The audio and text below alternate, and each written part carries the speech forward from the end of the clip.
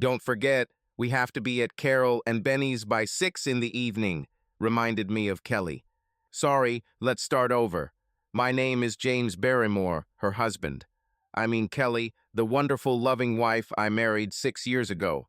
Understand? Fine. With irritation under my skin, I muttered, "No problem, honey. I just need to drop off some technical documents Leonard before he goes on a business trip. I'll stay an hour maximum." Kelly paused at the bedroom door, her well-proportioned 5'4" figure leaning sensuously against the doorway, her blonde hair cascading down her shoulders. Sorry to interrupt your attention, but Kelly actually has rich brown hair, and I honestly don't understand why she insists on dyeing it blonde. Okay, I like blondes, but that doesn't mean I don't like her hair in its natural color. You always say that, Jim. Sorry, this concerns my trip to Leonard, to give him the documents that I told her about, not about her dyed hair. I'm already starting to prepare, and I want your solemn word that you won't get stuck talking about work, as always. I don't understand why we have to spend so much of our free time hanging out with this bunch of scoundrels. Kelly's eyebrow rose in response. And what, may I ask, is that supposed to mean? I sighed, but continued, "You know, I have nothing in common with any of the guys, and I feel like a victim when I'm alone with any of their wives. At the last barbecue here, Pam made it clear that all I had to do was nod, and she would have dragged me into our bedroom. And by the way, I didn't like the way her husband was monopolizing your time." I saw more than just a spark of anger flash in her insidious eyes. Her eyebrow rose even higher in irritation as she tensed. "I object to you calling our friends scoundrels, Jim. I don't even understand what's going on with you." So she started again with Jim. To poke me a little more, she remarked, "Maybe if you accepted Pam's offer, you wouldn't feel like such an outsider. I can't believe you weren't flattered by her attention." I felt a cold chill. A little verbal flirtation is one thing, but outright seduction is another, and my irritation showed in my response. "Aren't you worried that one of your best friends is hitting on me?" Kelly must have realized that she might have overstepped because she quickly backed down. "No, honey, that's not what I meant, Jim. Pam's just very outgoing, that's all. I'm absolutely sure she didn't mean anything by it.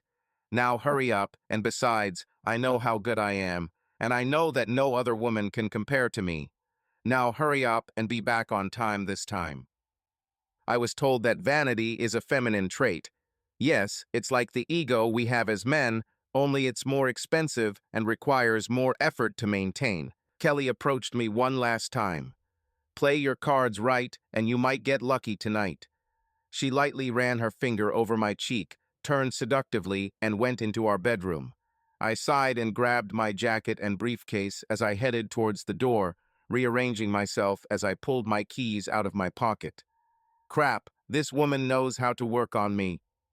From the very beginning of our marriage, Kelly chose not to work other than to volunteer for some charities, preferring to be a homemaker and, in the near future, a mother. Her decision never bothered me, although it had its drawbacks. This gave her a somewhat distorted idea of what it takes to provide for a home.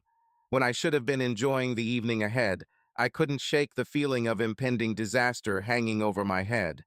I just couldn't figure out what was going on, but for the past couple of months, something wasn't going the way it should have been in our house. This party was at Caroline and Benjamin's, and as we walked through the house into the backyard, I noticed a group of 4 couples socializing intimately in the gazebo. Perhaps it was my wild imagination, but everyone had a conspiratorial look about them. I was relieved that there were at least a half-dozen other couples and a few singles there, so there seemed to be enough people here to occupy my time without requiring me to spend the entire night interacting with what I assumed to be the Kelly gang. I was not surprised when Kelly directed us straight to the gazebo. The miracles never stopped. They were followed by a chorus of loud cheers. "Cal, Jimmy, damn it, these freaks just won't stop shortening my name," was my first thought, and the evening hadn't even started yet. Nothing annoys me more than having my name misrepresented. Okay, I know what you're thinking.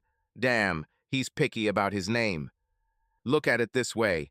Let's say you came to my house, and I asked what you would like to drink, and you said coffee. What would you expect? You would expect to be given coffee, wouldn't you? Well, this crowd of morons will serve you tea. Now, if you like tea, then no problem. But if you are like me and absolutely hate tea, this is a bit of a slap in the face in my opinion. Enough about this topic. Glad to see you arrived at a decent time, Carol hinted not so subtly.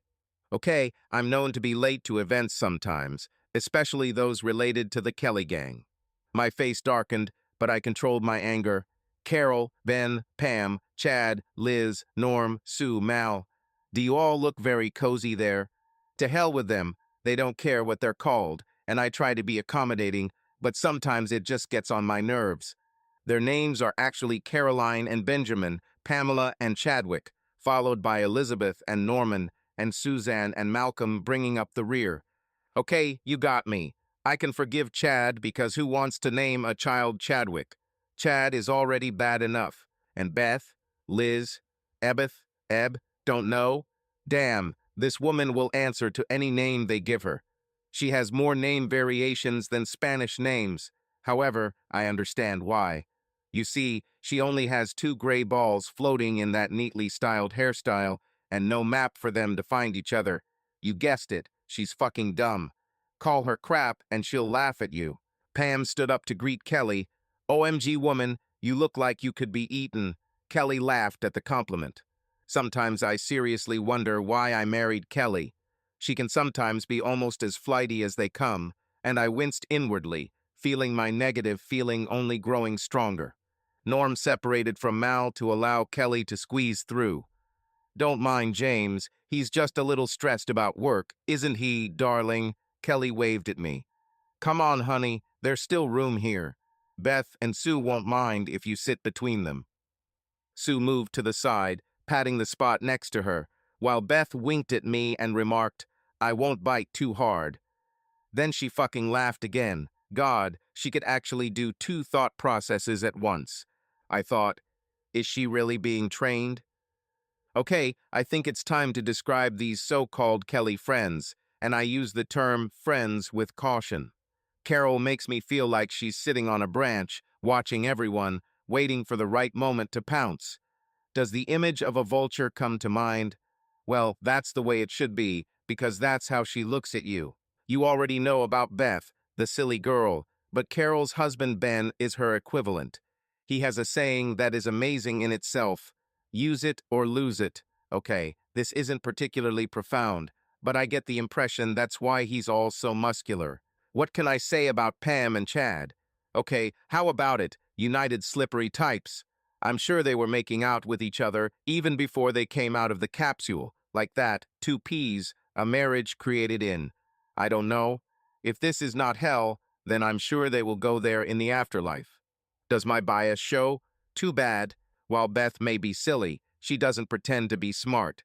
Norman, her husband, thinks he's Einstein, but I can see where his thinking is a little flawed. Hell, if you spent as much time with Beth as he did, you'd start thinking that way too, wouldn't you? In fact, his ick is 10 points lower than mine, and I'm definitely not a genius. And this is based on the results of that stupid test that they all thought was a fun idea at the time.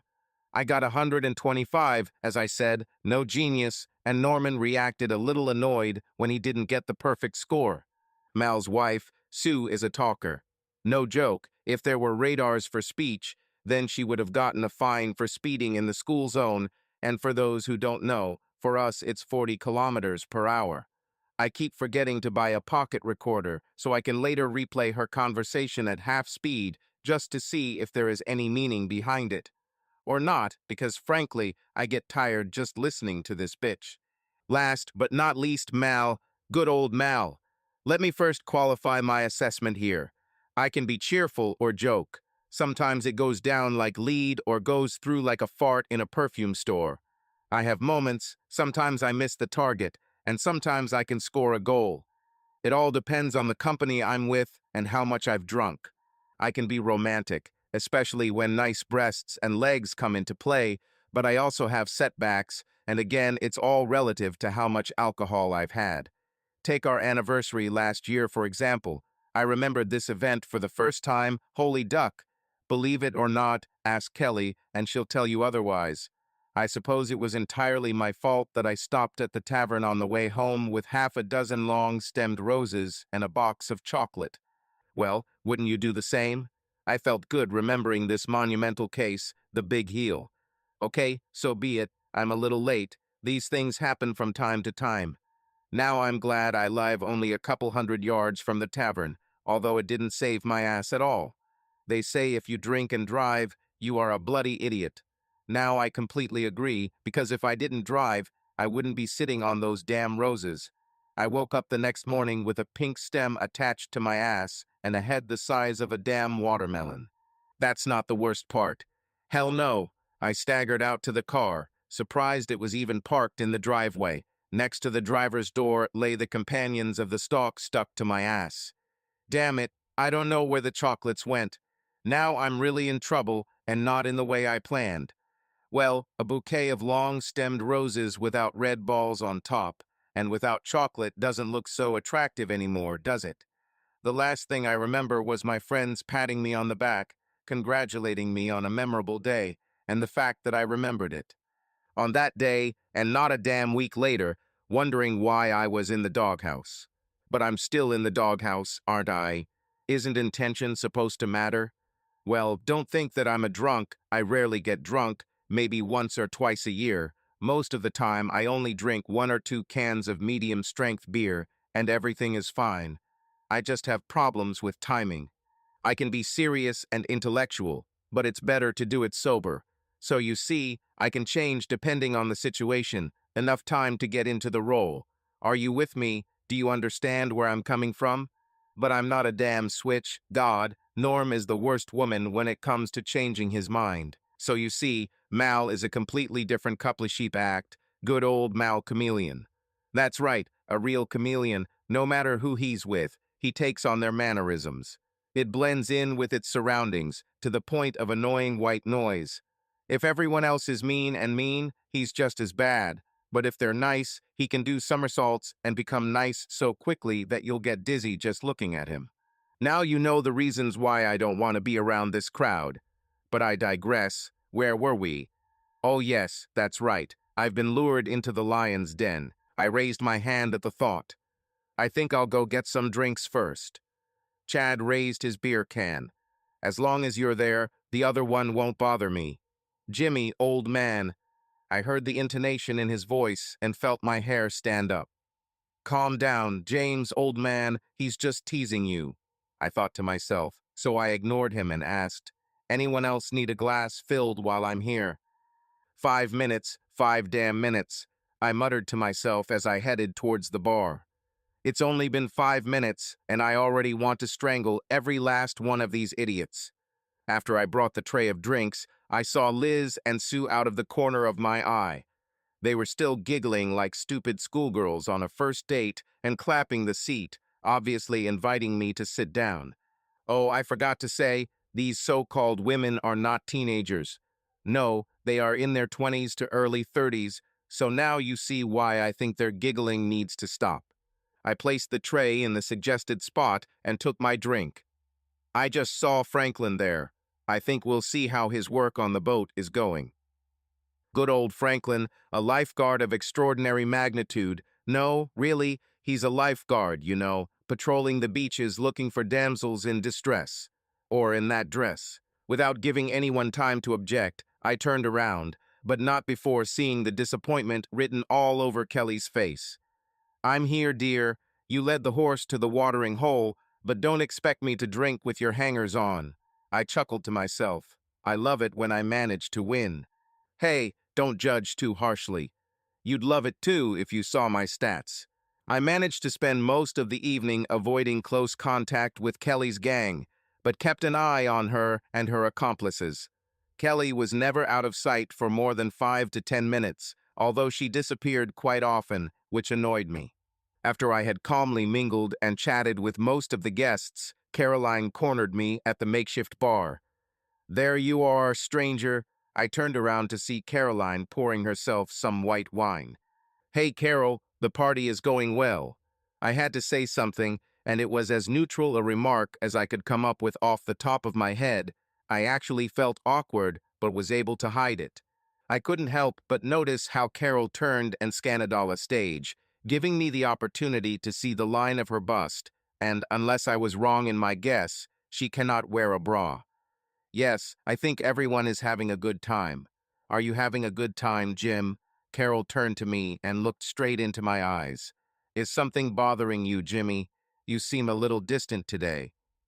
Did I mention the constant misrepresentation of my name? I'm sure yes, I know I've raised this issue with them on numerous occasions. None of the idiots seemed to care about my position on this issue. Now I just had to accept that they weren't going to give up. I'm repeating myself, aren't I? Sorry. Kelly says I'm used to it, says I get distracted a lot too. With an inaudible sigh, I joked, "No, not really, Carol. Why do you ask?" At the very last minute, I realized that my question had elicited a damn answer that I didn't want to hear one bit. Carol chewed her bottom lip for a second. "Ooh, it's nothing special. Ab just thought that maybe she said or did something to offend you when you first came. She didn't mean anything by the bites." If Beth just got a new identity, I wonder if the IRS people know they are dealing with multiple personality disorder when they deal with Elizabeth McIntyre. Think about it. Norm ends up in bed with different women every night. Maybe he's not as dumb as I thought. Nah, no matter how many women you think you're friends with, it must be stressful for you, especially if they all have the same two gray cells. I studied Carol's face to see what, if anything, it revealed. It didn't sound like anxiety, or even more like hesitation. It's hard to tell from the vultures, who always look hungry. "No, Carol, I'm fine." Beth can stop worrying. Her statement didn't upset me at all. I just feel a little uncomfortable in difficult situations. Franklin offered to take me and Kelly water skiing after he got his boat seaworthy. I just wanted to see if he had finished repairing the motor. Carol brightened considerably. "Oh, damn, when will I learn to keep my big mouth shut?" "Oh, in that case, I just need to show you something."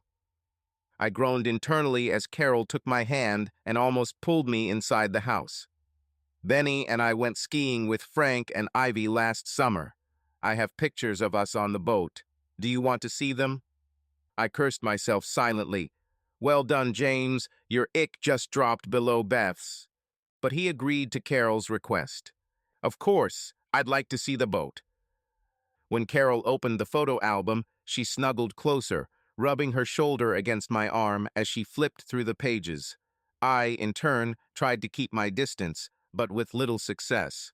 From time to time, I still looked towards the sliding glass door, trying to get Kelly's attention. She and the others did not look in this direction, but chatted animatedly among themselves. Carol talked more about Evie and her bikini, or lack thereof, than about the boat they were sitting on. "Like what you see, Jimmy, we had a great time that weekend, skiing and lazily sunbathing. Maybe we can have a group day off after Frank gets his boat back on the water."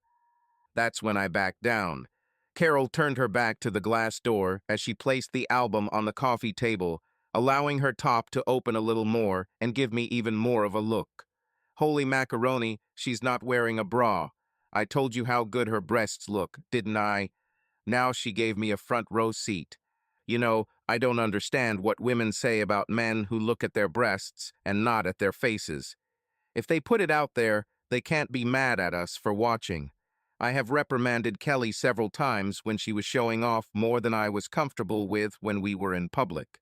Her standard response to this is, "Oh, I didn't know." See something else you like, Jimmy? Something you want to take a closer look at? Okay, what do you guys think I was thinking at that moment? Well, you're wrong. I suddenly felt like I had become food. Memo to self. I apologize to every woman I've ever looked at like that. While this can be wonderful if you are interested in it, it is definitely intimidating, almost terrifying, if you have no intention of going down that path. I actually found myself staring at Carol's cleavage, and as good as it looked, I felt beads of sweat form on my forehead. I glanced at the door. Kelly and the others still weren't looking that way. Hell, there's never a cop around when you need one, but just like women, do something wrong, and they'll be right on your tail, ready to cuss you out. I had a clear feeling that it was an ambush, that they were waiting for something to happen. Admittedly, Carol was good at the seduction game. Nothing too overt, just subtle hand movements to get my attention. Her perfume was familiar, one of those that Kelly always uses to drive me crazy. Now it was obvious, and I suddenly wondered if she had taken it from Kelly specifically for this purpose. If it weren't for her last remark, I could have ignored the tackles and continued to enjoy the performance, but this was too much. Are you like this with all your guests, Caroline? Carol's face paled slightly as she removed her hand, not expecting such a reaction. My tone didn't sound questioning, because it certainly wasn't, which made her fidget with the belt around her waist nervously. What's that supposed to mean? I finally reached my breaking point. Don't play dumb, Caroline. You're not Elizabeth. I feel like every time Kelly and I go to one of your little parties, I'm fending off the advances of one or the other of your friends. It seems like you're all you think that I am the kind of husband who cheats on his wife. Let me disappoint you, Caroline. I have no intention of breaking my marriage vows. Carol seemed to shrink. I will not cheat on my wife for anything in the world. This includes you and your girlfriends, Caroline. I'm not interested in how you interact with each other, and I don't want to know. If you and the others truly loved your husbands, then you and they would not have tried to force me to play house with you, and you certainly would not have done what you just did. My face was now a mask of the disgust I felt, and I walked towards the sliding door and called out to my wife, Kelly, we are leaving, now. Kelly turned around from talking to Chad and Ben. What? Are you kidding me? What's wrong, honey? Why do we have to leave so early? Carol quickly left the house and shrugged as she approached Kelly. I can read lips quite well and saw Kelly ask, what the hell happened? As far as I could tell, Caroline, she just shook her head and continued walking. Kelly walked into the living room and looked at me expectantly. We're leaving, and I don't want to hear any objections from you about this. I growled. Kelly looked over her shoulder to the outside and then back at me. What the hell happened to you, James? What did you say to her? Caroline looked like she was going to cry. I doubt it, I started sharply. I'm tired of these Stepford wives. Consider your adultery friends out of reach, as far as I am concerned. Go here, they make me sick. Kelly perked up and sharply replied, James Barrymore, take your words back. These are good people and our friends. If you upset Carol, you better go back there and apologize. I gave her that who the hell does she think she is look, and then just snorted. Friends don't hit on their friend's husband.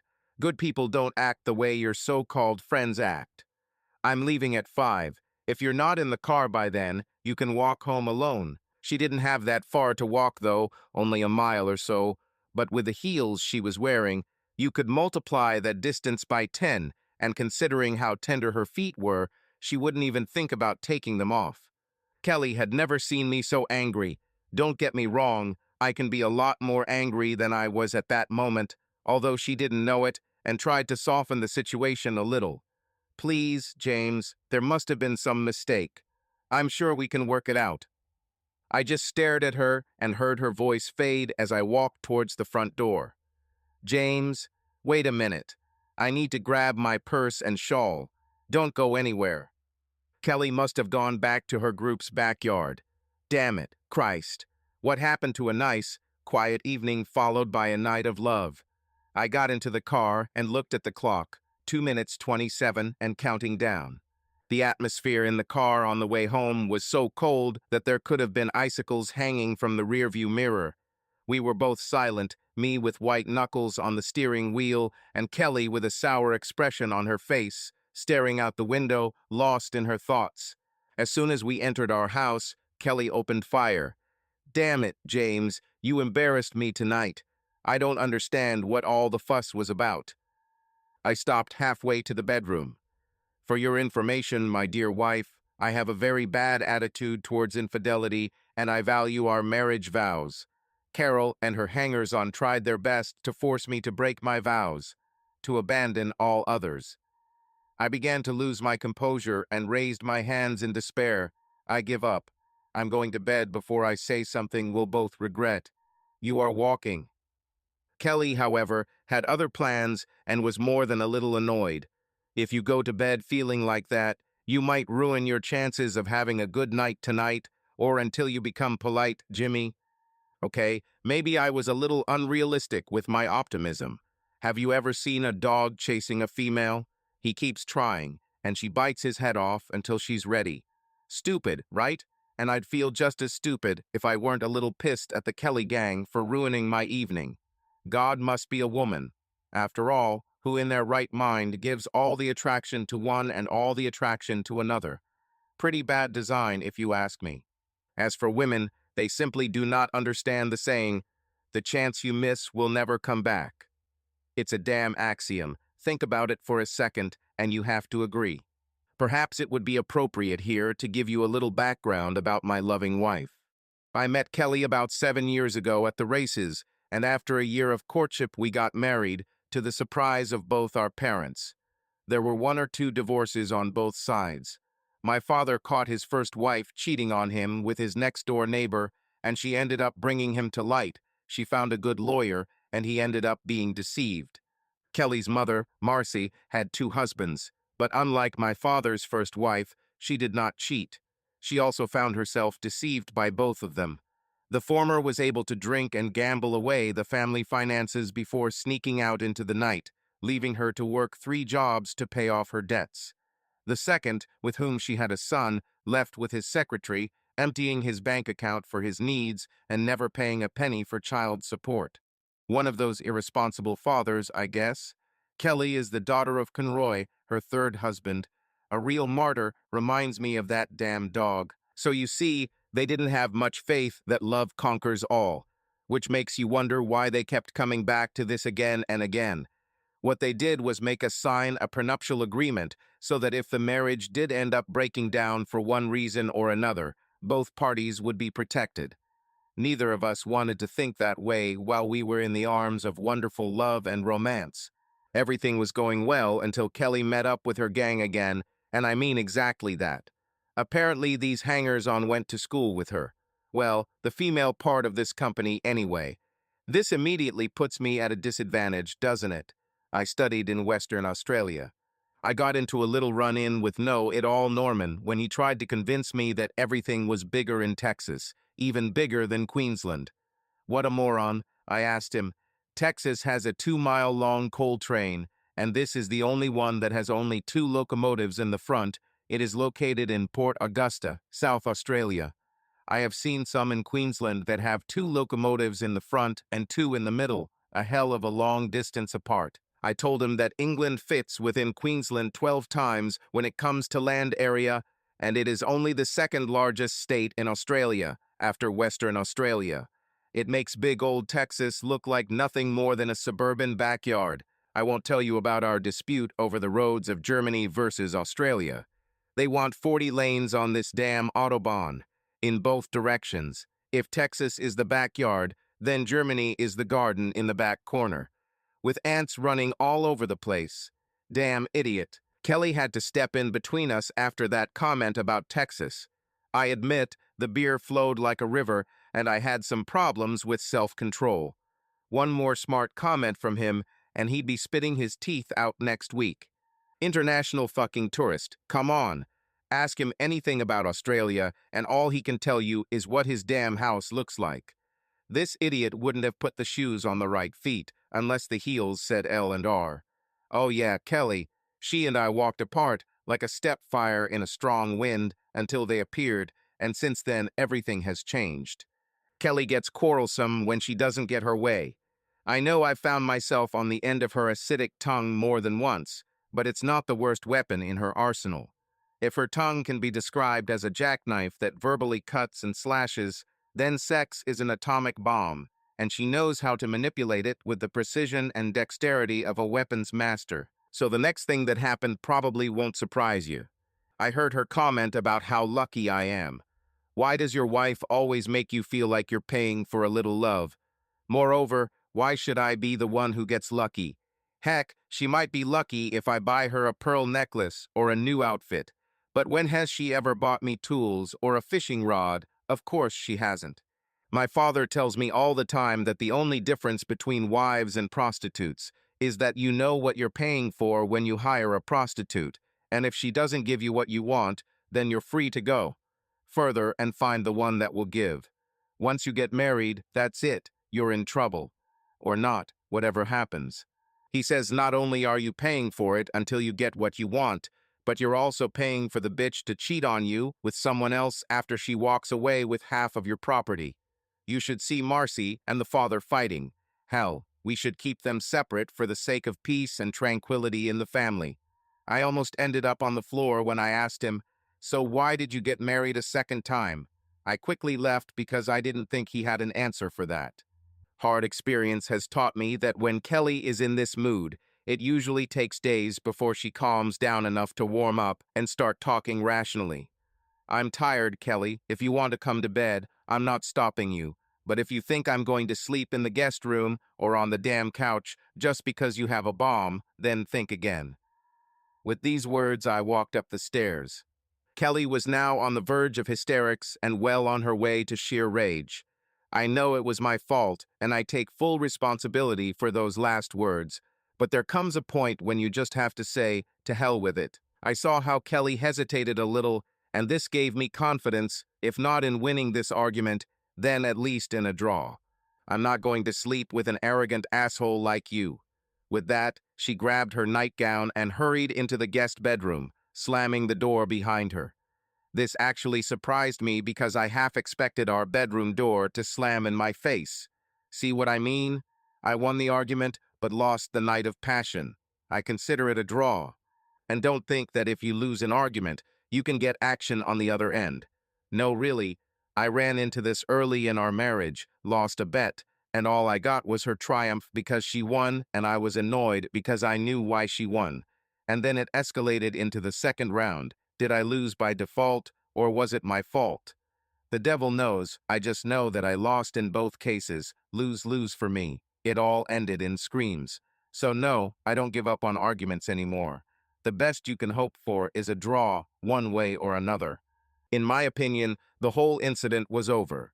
I know, eternal optimist. Remember the dog? Yes, it is instinctive, ingrained in us men, just like credit cards and shopping in women. So if men were not eternal optimists, the entire human race would stagnate. The temperature in the house remained cool for the next couple of days, but Kelly had other plans and returned things to normal on Saturday morning at breakfast. "James, we need to talk, honey. It's stupid how we go around each other." "I don't have a problem, Kelly. It's you and your friends who have problems. They just won't leave it alone, and you keep them going all the time. Until you make them back down, I see this winter chill in the air lasting longer." For a long time, Kelly was clearly shaking with excitement. "You're making a mountain out of a molehill. All our friends love you and just want to get to know you better. That's all. It's like your name. Why is it so important that everyone calls you James and not Jim or Jimmy? You're shortening their names, so why are you so scrupulous about yours?" "Love? You've got to be kidding. Okay, Kelly, the thing is, I don't like hypochoristics. I like my name the way my parents intended it. If my mom and dad wanted me to be called Jim or Jimmy or some stupid house jargon, that's what they would have called me at baptism. But they baptized me James. I don't know why, but they did, and I don't want to distort it. As for me shortening their names, I wouldn't do it. They just seem to like it.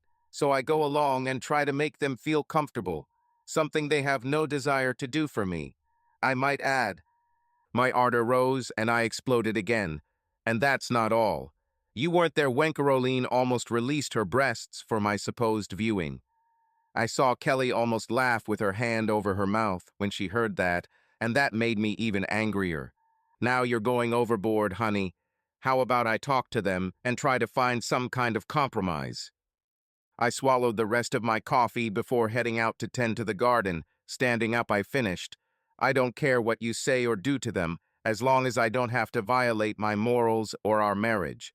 And one more thing. Make sure that their husbands know that I won't be happy either if one of them tries to start something with you. Say what you want, just make them fucking back off." I turned and walked out the back door. Again, I could tell Kelly wanted to scream. She was so angry. Instead, she left the house and went to her neighbor Pam. The next morning, I went to work early just to avoid another lecture from Kelly. I needed time to think, and I do this best at work, where there are few distractions. After a whole day of doing nothing in thought or work, I set out that same day. What I saw in front of me did not improve my mood one iota. 3 cars blocked the entrance to my garage, and based on the make and model, I had no choice but to conclude that Kelly was entertaining her flock of clucking geese. I opened the door to a cheerful chorus of women as Kelly turned to welcome me home. "Hi, honey, do you look tired? Come here and sit while I get you something to drink so you can relax," she said. I waved my hand, letting go. "I won't interrupt your girl talk. I'll just grab a beer and some cheese and crackers to tide me over until dinner." I dropped my briefcase, loosened my tie, and went to the kitchen, trying not to notice the women's glances. After eating and drinking, I went out to the patio for some peace and quiet.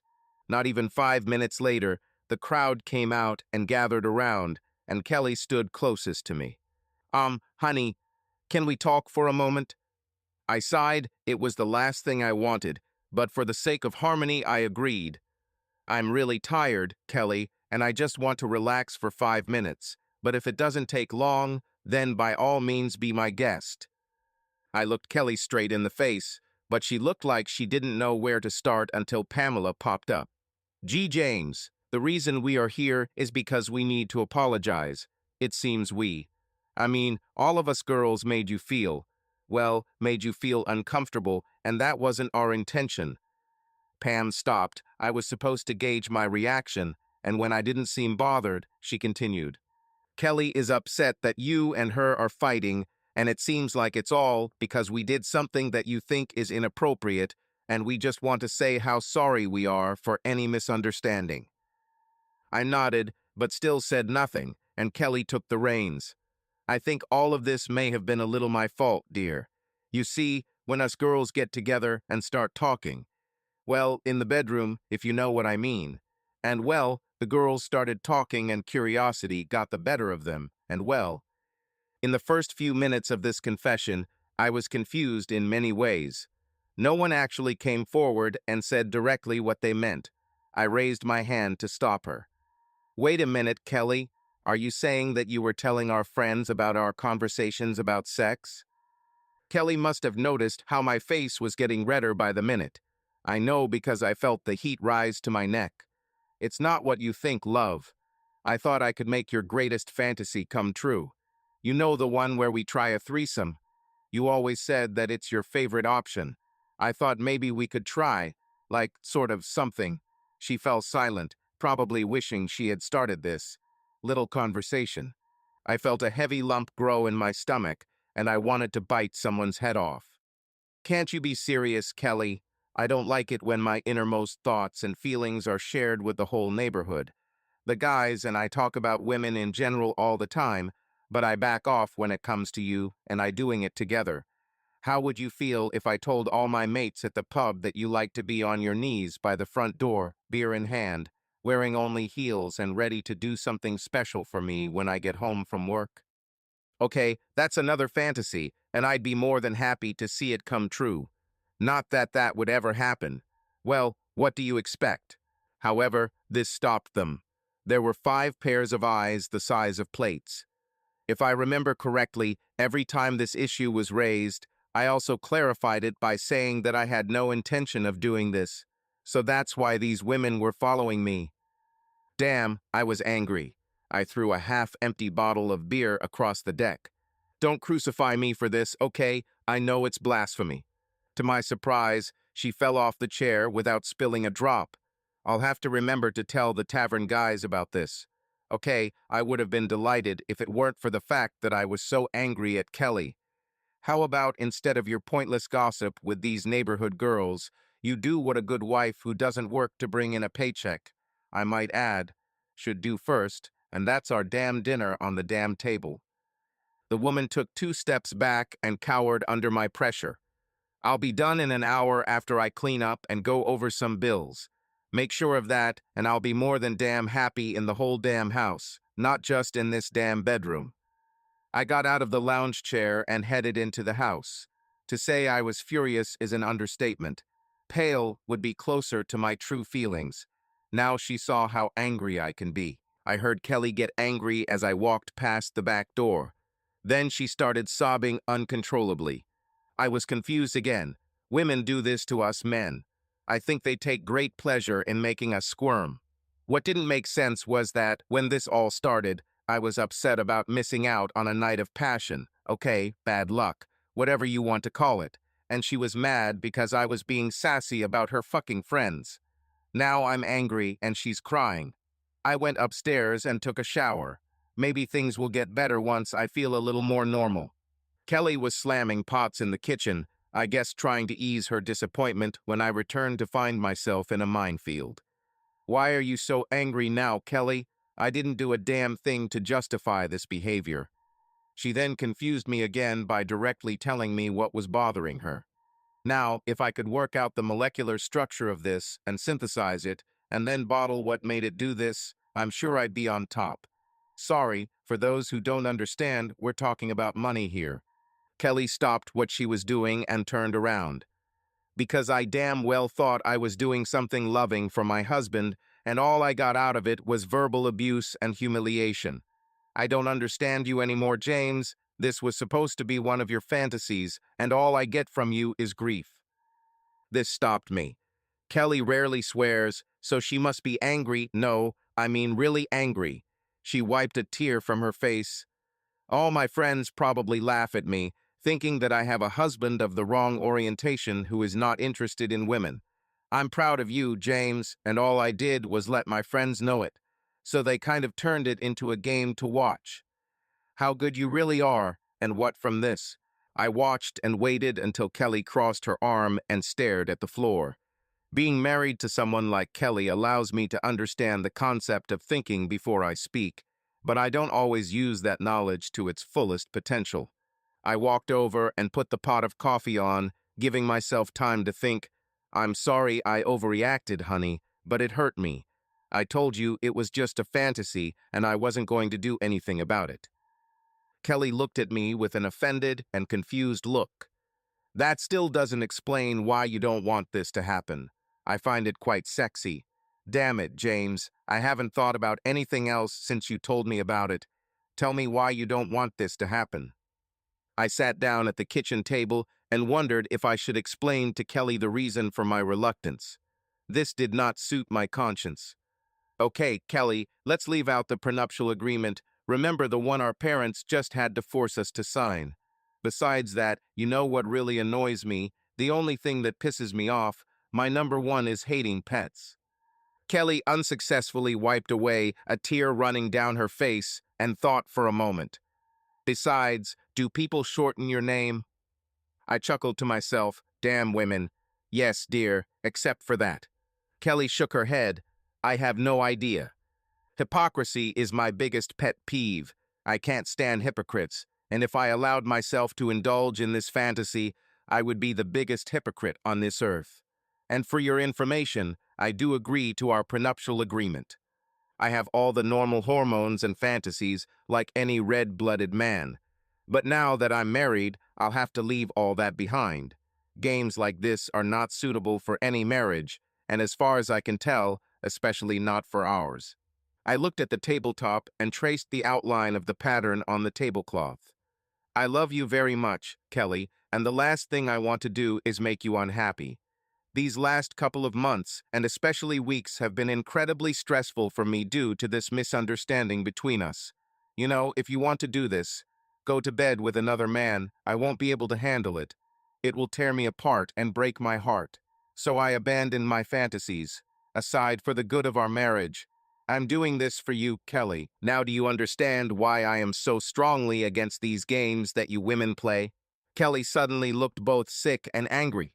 I say some fantasies should be left as such.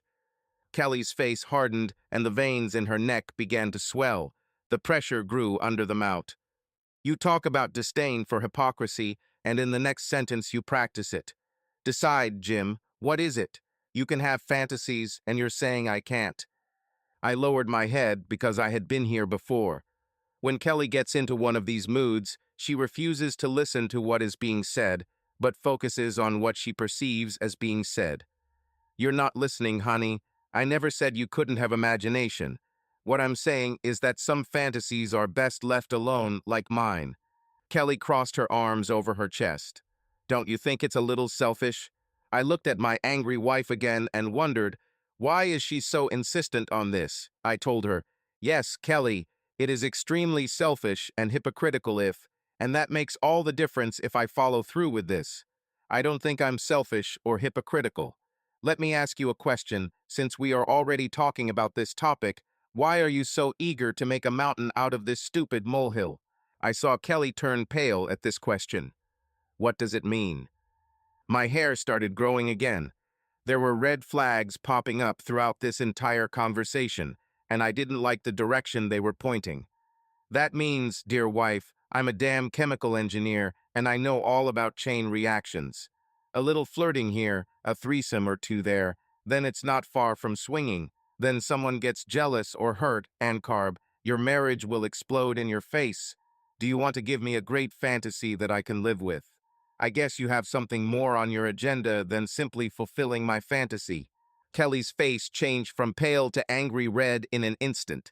Mount Kelly was about to erupt, and it almost made me believe she had done more than just talk to her so-called friends. Kelly must have been at a crossroads here, her features tightening again as she bit the bullet. Okay, James, I admit I have something else in mind. You are right. I foolishly thought that if it was okay for you to get your wish, then it was only fair that maybe someday in the future I could indulge it. You know, I have fantasies too, but now it seems that you don't share as much as I do. It's a matter of selfish morals. Mount Kelly eruption. She threw the pan she was holding into the sink, turned and rushed to bed, slamming the bedroom door. Did she actually hear anything I just said? I shook my head in surprise, went into the living room and took my coat. I decided that I would enjoy my meal more if I didn't have to listen to Kelly throw things around in our bedroom. By the time I returned, Kelly had calmed down, but only slightly. As for where you sleep, if you want peace and quiet, the procession is 9/10, so I thought it prudent to sleep in the guest room, and I am still angry about today's afternoon little chat. Damn, this dog. The rest of the night repeated the events of the last few weeks. I slept little and felt fear hanging over my house. I got up early again. Mr. Peter Stanton would like to see you in his office when you have a free moment, Mr. Barrymore, Annette chirped into the intercom. I pulled myself out of the chair. What the hell now? I muttered to myself. Leonard Stanton is the owner of Stanton Chemicals and a good friend of mine, but I wasn't in the mood to compete with him this morning. Go straight to Mr. Barrymore, he's waiting for you. I tried to smile, but it was not funny and purely for visual effect. Thank you, Tracy. Leonard looked at me as I entered his office. Don't stand there, James, looking unkempt. Sit down and tell me who stole your lollipop. We are with Leonard. We've been friends for over 10 years, when Leonard first brought me into the business straight out of university. What makes you think there's a bug in my ass, Leonard? He chuckled as he said, First of all, you missed your obligatory midget joke of the day. Secondly, James, every damn person here is giving you a wide berth. What's the matter, son? You've been acting like this for a couple of days now. Do you have any idea how difficult it is to remove those biohazard stickers? You pissed off someone, probably more than one, and some monkey pinned one to your lab door before you came in this morning. Fuck, that's how bad I am. I didn't even notice the scratches on the door. I've been having a bit of a conflict with Kelly lately. It's okay, something just doesn't add up. It's okay, I'll figure it out somehow. What's happening? What happened to you, son? I'm not going to blow smoke up your ass and say I'm here to help you for unselfish reasons, because I am interested in you being happy. What's bothering you? When it comes to troubled wives, you're talking to an expert here. When Leonard brought me into the company, the first thing I asked for was stock options in lieu of salary increases, so that I could retain control of my patents, if any. Leonard agreed to this because he was just starting out, and not having to increase his wage bill seemed attractive to him at the time. What he didn't count on was that his two ex-wives would walk away with half of everything he had, leaving me as a major shareholder, although he now considered it one of his even better deals. When his first wife left with half of everything, I got about an equal share with him and his ex, and when his second wife left, again with half, I got the casting vote. With my shares and Leonard's shares, we could simply veto any decision these two vultures tried to make regarding Leonard's business. I poured out all my worries and everything that had happened lately. Leonard sat and looked at me and then became serious. So you think she's cheating on you? It's a damn thing. Leonard, I don't know. I can't point to anything to say that this is the case, no hard evidence. No photographs, confessions, or even witnesses. She doesn't stay late. I don't know if she does that during the day, but every time I call my home phone, she is there, but that doesn't prove a damn thing. This is just my feeling, and now we're having this fucking stupid argument. It not only increases my feelings of anxiety, but it just scares the crap out of me. If I knew one way or another I could do something about it, that's half suspicion and half answer to the question. Hell, I can give you half a dozen good private investigators who will get the job done for a reasonable price. I don't want to pour water at an oil fire, but from bitter experience, you shouldn't hesitate too long in these matters, son. Damn, I wonder if Leonard even talked to my dad.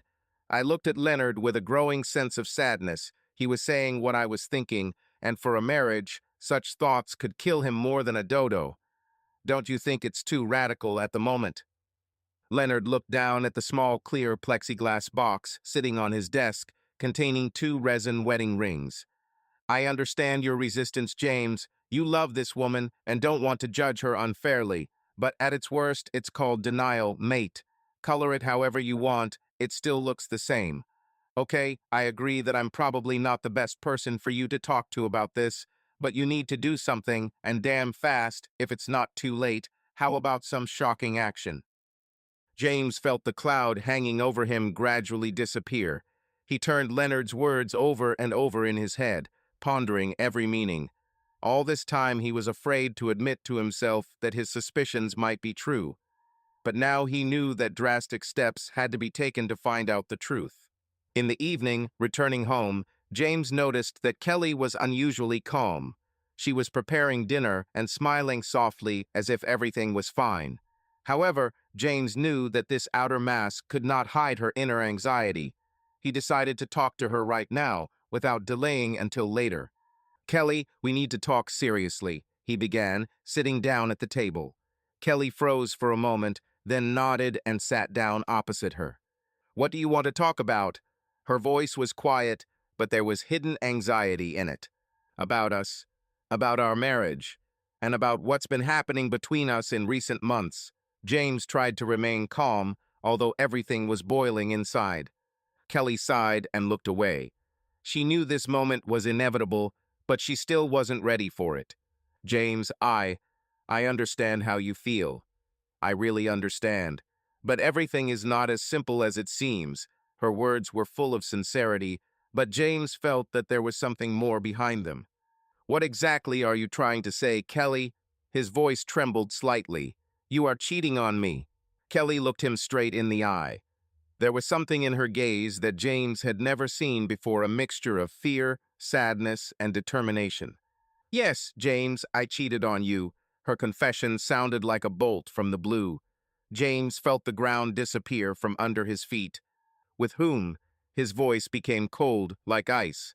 Leonard. Her words were like a knife to the heart. James couldn't believe his ears. His best friend, the person he trusted the most, turned out to be a traitor. How long has this been going on? James could barely contain his anger. A few months. It started by accident. I didn't want it to happen, Kelly tried to explain, but her words only intensified James' pain. He got up from his chair and left the house, not wanting to listen anymore. He felt empty and betrayed. Thoughts were spinning in my head about what to do next. But he knew one thing for sure. He couldn't go back to the house and run into Kelly again. Several hours passed before James returned home. Kelly sat on the couch with her arms wrapped around her knees. She looked depressed and confused. "James, please forgive me." Her voice trembled. "I know I ruined everything, but I'm ready to do anything to fix it." James looked at her with cold determination. He knew it wouldn't be easy to forgive her, but he also knew that the love they had for each other deserved a second chance. "Kelly, I'm ready to try to start over. But for this, we both will have to try hard. And first of all, I want you to stop all communication with Leonard. This is our condition." His words were firm, but they sounded hopeful. Kelly nodded, realizing that she had no other choice. "I agree, James. I will do everything to save our marriage." Her voice was full of determination. A few weeks passed, and James and Kelly began to slowly rebuild their relationship. They went to consultations with a family psychologist, talked a lot, and tried to understand each other. It wasn't easy, but every step forward gave them new hope. However, life decided to give them another unexpected turn. One evening, as they were sitting at dinner, the doorbell rang. James opened it and saw Leonard on the threshold. His face was pale, and there was despair in his eyes. "James, Kelly, I need to talk to you. This is very important." His voice trembled. James reluctantly let him into the house. They sat down at the table, and Leonard began to talk. "I know it's too late to ask for forgiveness, and I don't deserve it. But there is something you should know." He hesitated, then took a deep breath. "Kelly, you're pregnant, and I am sure that the child is mine." These words struck like lightning. James and Kelly looked at him in complete shock. Everything they had tried to rebuild was now in jeopardy. Kelly felt her world crumble. "What you said?" Her voice trembled. "I took a paternity test, and the results confirmed that I am the father. I understand that this will ruin your life, but I could not remain silent any longer." Leonard looked sincerely repentant, but this did not bring any comfort. James stood up and slowly walked towards the door. He knew that now he had to make the most difficult choice of his life. He loved Kelly, but could he accept her with another man's child? "I need time to think about everything." His voice was full of pain. "I don't know if I can handle this." Kelly looked at him, her eyes filled with tears. "James, please don't go. We will get through this together. I love you." Her voice was barely audible. James left the house, leaving her in tears. He knew that the decision he had to make would change their lives forever. But he also knew that somewhere deep inside he still loved her, and perhaps this love would help them overcome any difficulties.